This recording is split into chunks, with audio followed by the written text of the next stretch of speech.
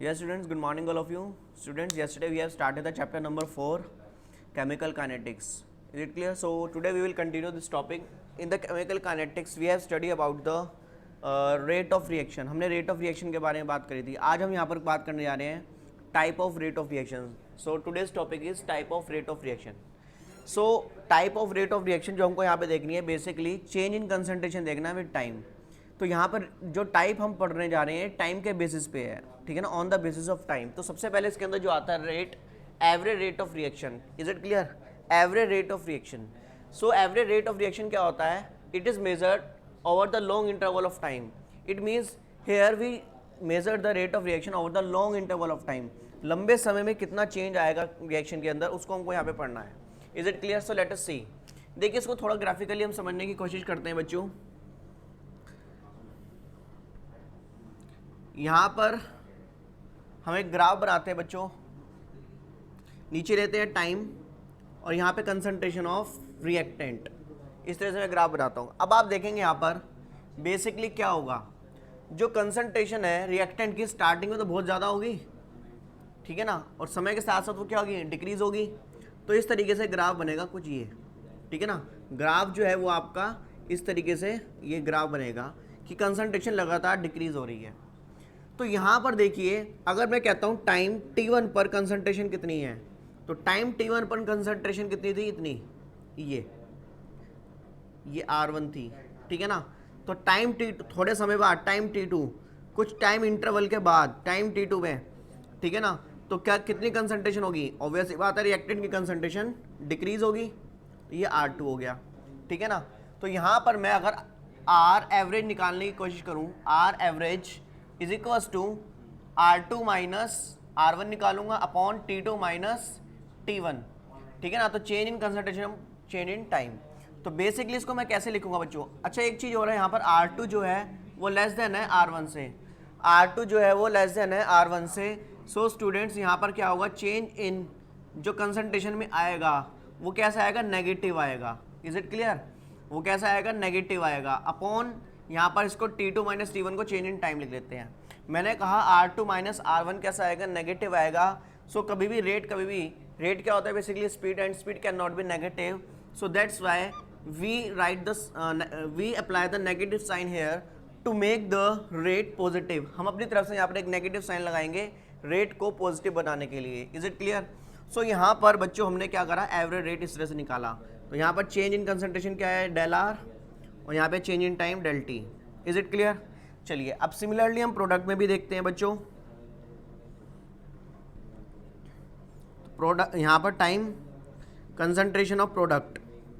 तो यहाँ पर जो प्रोडक्ट है स्टार्टिंग में तो उसकी कंसंट्रेशन 0 होगी, ठीक है ना. फिर समय के साथ साथ उसकी कंसंट्रेशन बढ़ेगी और एक कुछ ग्राफ इस तरीके से बनेगा.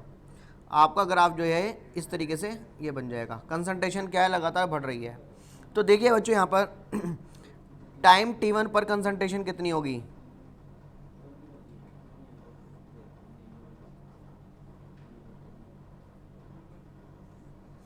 टाइम T1 पर कंसंट्रेशन कितनी होगी बच्चों, प्रोडक्ट की, ये होगी कंसंट्रेशन P, ठीक है ना.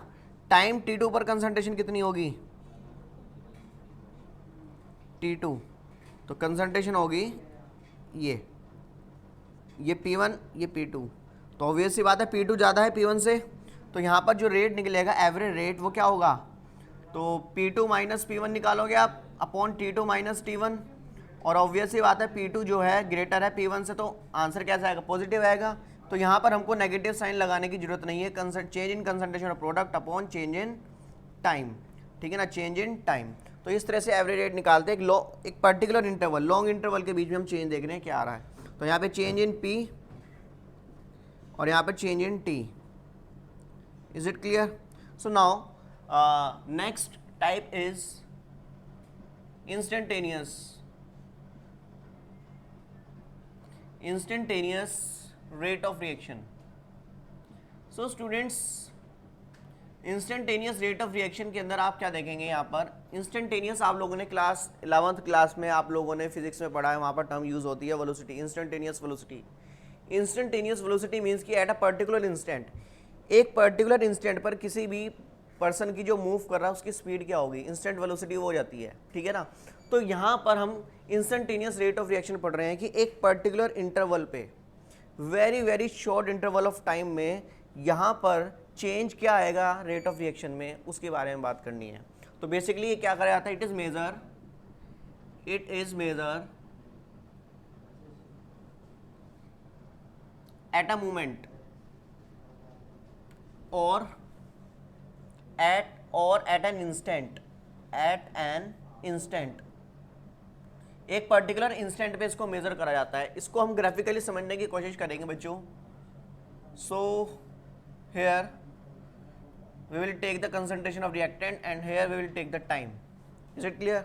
So as you know that the graph, ये स्टूडेंट्स मैं आपको इसी ग्राफ में समझाता हूँ जैसे हमने यहाँ पर एवरेज रेट में करा था। देखो एक पर्टिकुलर टाइम पर हमको करना है, तो ये आपका कंसंट्रेशन ऑफ रिएक्टेंट और टाइम के बीच में ग्राफ बना हुआ है। मैं चाहता हूँ कि इस इंटरवल पे, इस यहाँ पर जो टाइम होगा t, इस टाइम पर क्या रेट चेंज आएगा, इस टाइम पर क्या कंसंट्रेशन में चेंज, क्या कंसंट्रेशन होगी उसकी, ये कंसंट्रेशन होगी। तो यहाँ पर अगर मेरे को रेट ऑफ चेंज निकालना है तो मैं क्या करूँगा, यहाँ पर इसका मैं बनाऊँगा स्लोप। क्या निकालूंगा मैं, स्लोप। स्लोप ही हमको यहाँ पर एक पर्टिकुलर इंस्टेंट पे हमको बताएगा कि कितना रेट चेंज होगा एट अ पर्टिकुलर इंस्टेंट। तो उसको हम कैसे लिखते हैं, रेट जो होगा एक इंस्टेंट पर कैसे निकालेंगे, minus D R by d T. It means differentiate जब भी हम करते हैं बहुत छोटे से इंटरवल के लिए करते हैं, बहुत छोटा सा इंटरवल लेते हैं हम, ठीक है ना। और यहाँ पर हमने जब डेल लिखा है तो हमने लॉन्ग इंटरवल ले लिया। Is it clear? तो यहाँ पर नेगेटिव साइन आपको पता ही है कि यहाँ पर जो चेंज आएगा रिएक्टेंट के केस में वो नेगेटिव आता है, तो नेगेटिव को पॉजिटिव बनाने के लिए हम यहाँ पर नेगेटिव साइन रख करते हैं, कभी भी रेट नेगेटिव नहीं हो सकता। Is it clear? So next one is, अब प्रोडक्ट की बारी करते हैं। प्रोडक्ट की बारी में भी यही होगा, एक पर्टिकुलर इंस्टेंट पे हमको निकालना टाइम टी पर, टाइम टी पर कुछ ना कुछ प्रोडक्ट होगा और उसके अंदर कुछ ना कुछ चेंज आएगा एक पर्टिकुलर इंस्टेंट पे। तो यहाँ पर भी हम क्या करेंगे, जो बेसिकली यहाँ पर एक पर्टिकुलर इंस्टेंट पे जो चेंज आएगा रेट ऑफ रिएक्शन के अंदर, जो हमारा रेट ऑफ रिएक्शन होगा उसके अंदर क्या चेंज आ रहा है, कंसंट्रेशन में क्या चेंज आ रहा है प्रोडक्ट की, उसको हम कैसे निकालेंगे, with the help of the slope, and we will write it as R instantaneous is equals to d change in concentration of product upon time. So in this way we will write the rate of reaction. This is average rate of reaction and this is instantaneous rate of reaction. Is it clear? Instantaneous rate of reaction. Is it clear students? So now we will move to the next topic. Suppose हमको एक reaction दे रखी है बच्चों A plus B, A and B, small a and small b are the coefficients, stoichiometric coefficients of reactant capital A and reactant capital B is equals to C plus D. Students A B जो है reactants है, capital A capital B are the reactants and capital C and capital D are the products, and small A small B are the stoichiometric coefficients of reactant A and B, and C and D are the stoichiometric coefficients of product C and D. So if we want to write the rate of reaction, rate of, अगर मैं इस, ये हमारे पास balance reaction है, अगर मैं यहाँ पर निकालना चाहता हूँ रेट ऑफ, देखो स्टूडेंट्स एक चीज़ हमेशा ध्यान रखना, अगर इधर रिएक्टेंट खत्म हो रहा है तो उधर रिएक्टेंट बन रहा है, जितनी तेजी से रिएक्टेंट खत्म हो रहा होगा उतनी तेजी से प्रोडक्ट बन भी रहा होगा, ठीक है ना। तो यहाँ पर अगर मैं बात करूँ रेट ऑफ रिएक्टेंट कितनी तेजी से खत्म हो रहा है, डिसअपीयर हो रहा है, rate of disappearance of reactant, rate of disappearance of A, automatically understood है कि रिएक्टेंट ए की बात कर रहे हैं, तो इसको कैसे लिखेंगे, equals to minus d change in concentration of A upon change in time, इस तरह से लिखेंगे। यहाँ पर रिएक्टेंट कौन है, ए की कंसंट्रेशन में कितना चेंज आ रहा है अपॉन चेंज इन टाइम, क्योंकि रिएक्टेंट है तो इसलिए नेगेटिव साइन लिख लिया। ये है इंस्टेंटेनियस फॉर्म, इसको हम ऐसे भी ले सकते हैं, माइनस डेल ए और del T. Is it clear? तो यहाँ पर आपको कंफ्यूज नहीं होना है बच्चों कि हम कहाँ पे डी लिखें और कहाँ पे डेल लिखें, आपका जो मन करे वो लिख सकते हैं। जनरली हम जो यूज़ करेंगे डिफरेंशिएट फॉर्म यूज़ करेंगे। Similarly rate of disappearance of B, B का disappearance minus D B by D T और minus change in D change in B with change in time. Similarly अब यहाँ पर हमने क्या लगाया, नेगेटिव लगाया। ऐसे ही मेरे को निकालना रेट ऑफ अपीयरेंस और प्रोडक्शन ऑफ सी, सी कितनी देरी से बन रहा है, तो वही change in concentration of C with change in time. Simple सा लॉजिक है। तो यहाँ पर नेगेटिव साइन नहीं आएगा क्योंकि ये क्या है, प्रोडक्ट है। Similarly rate of disappearance of D, इसमें क्या चेंज आएगा, change in concentration upon change in time है, तो माइनस, तो यहाँ पे नहीं आएगा क्योंकि प्रोडक्ट की बात चल रही है। तो change in concentration of D with change in time, और we can write it del D by del T. Is it clear? So now students, अब हम यहाँ पर देखते हैं कि अगर मेरे को रेट ऑफ रिएक्शन निकालना है तो कैसे निकालेंगे। मैं आपको एक फॉर्म लिख रहा हूँ,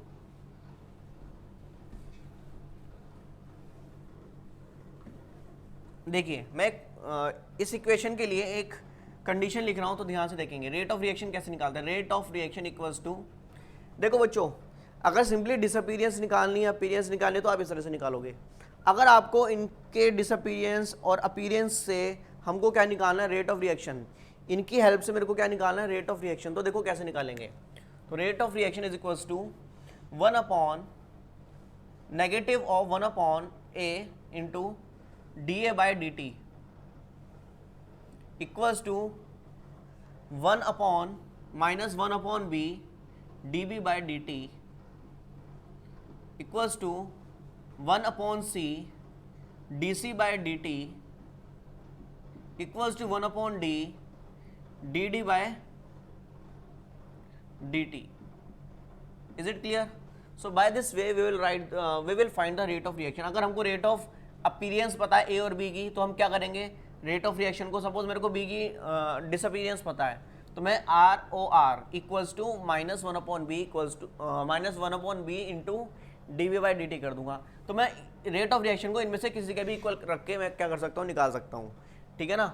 मेरे को सपोज कंसंट्रेशन डी की दे रखा है, कितना चेंज आ रहा है, ठीक है ना, तो मैं D D by d T निकाल सकता हूँ, change in concentration of product upon change in time. ठीक है ना। और मेरे को रिएक्शन दे रखी होगी बैलेंस फॉर्म में, तो वहाँ पे उसका कोफिशिएंट भी पता होगा। सपोज वहाँ पे कोफिशिएंट क्या है, 2 है, तो यहाँ पे 2 लिख दूंगा और वो रेट ऑफ रिएक्शन के इक्वल हो जाएगा, बात खत्म। Is it clear? सो यहाँ पर हमने क्या करा, एक एक्सप्रेशन लिखा रेट ऑफ रिएक्शन के लिए, ठीक है ना। तो ये हमने एक्सप्रेशन लिख दिया रेट ऑफ रिएक्शन के लिए। चलिए अब हम यहाँ पे आगे बात करते हैं। अच्छा बच्चों, इसको हम ऐसे भी लिख सकते हैं, minus 1 upon A D A by d T, D A by d T को हम कैसे लिख सकते हैं, change in A upon change in T. तो ये इंस्टेंटेनियस फॉर्म हो गई और ये एवरेज फॉर्म हो गई।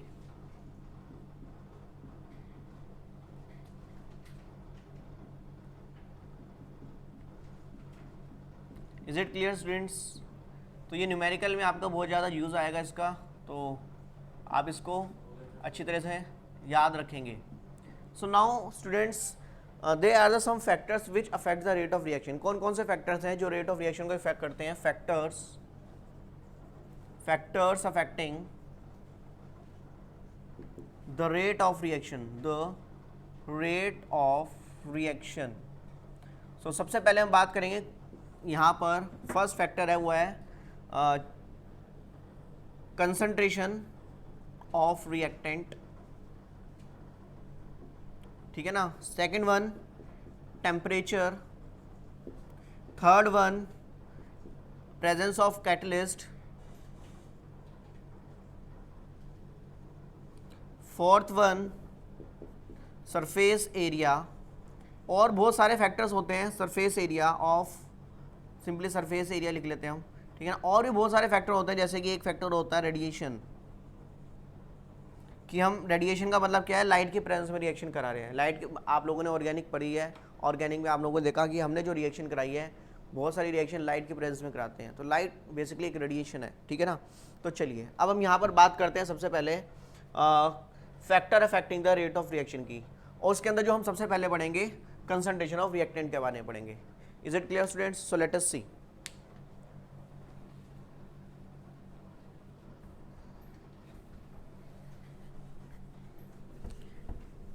फैक्टर अफेक्टिंग द या effect of change, effect of concentration of reactant, ठीक है ना, मतलब कि कंसंट्रेशन का क्या चेंज, कंसंट्रेशन को चेंज करने पर क्या इफेक्ट होगा रेट ऑफ रिएक्शन में, ठीक है ना।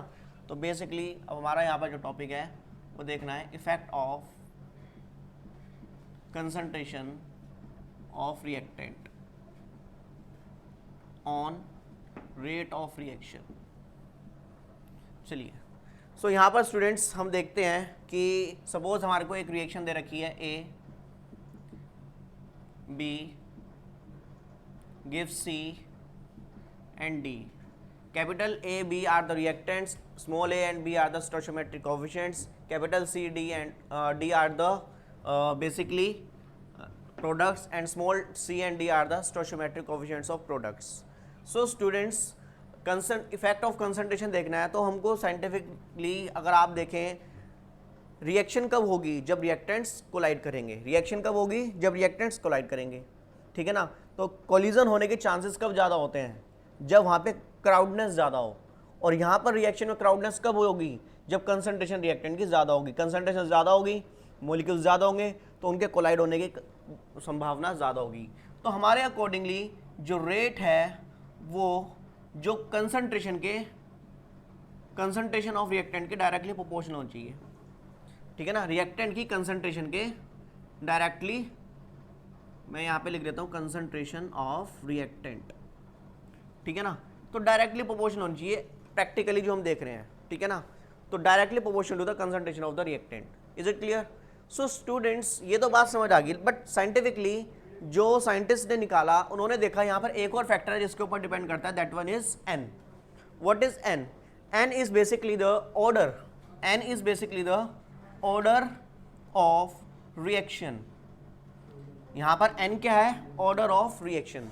सो we will write the proportionality constant k concentration of reactant.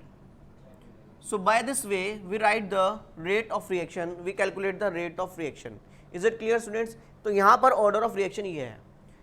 अब सपोज हमको ये रिएक्शन दे रखी है, तो इसके लिए मैं यहाँ पर क्या करता हूँ, रेट इज इक्वल्स टू क्या लिखूंगा, k कंसंट्रेशन ऑफ A की power x concentration of B की पावर y।